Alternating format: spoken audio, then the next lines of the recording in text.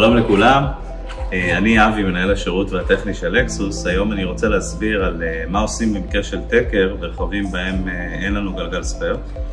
רוב רכבי לקסוס החדשים מגיעים עם ברכת ניפוח.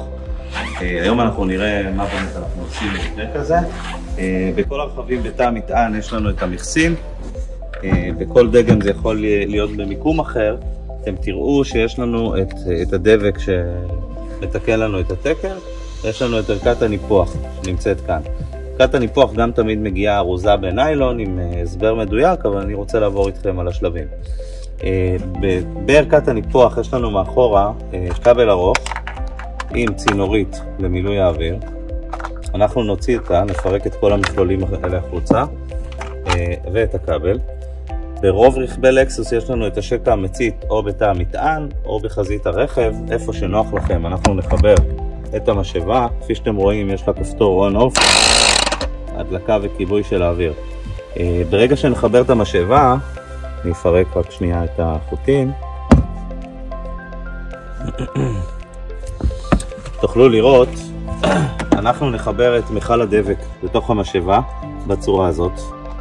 יש לנו פתח למילוי שנכנס כאן עד לשמיעה של כלי קטן שאכן המכל נתפס. בצד השני שלה יש לנו את הצינורית שאליה ניתן לחבר את צינורית מילוי האוויר, ומפה אנו ניגש לגלגל עם התקר,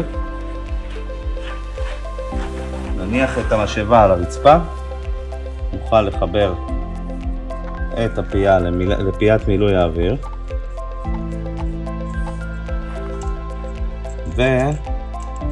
וברגע שנחבר את הפייה נוכל להדליק את המשאבה.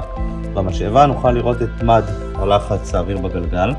אנו נמלא את הלחץ האוויר ללחץ הנדרש, ותוך כדי המילוי מכל הדבק ימלא את הגלגל ויעצור את הדליפה. משם אנו ממליצים להגיע כמה שיותר מהר לפנצ'ריה מוסמכת או לאחד ממרכזי השירות של לקסוס, ואנחנו נדאג להחלפת הצמיג או לתיקון התקר.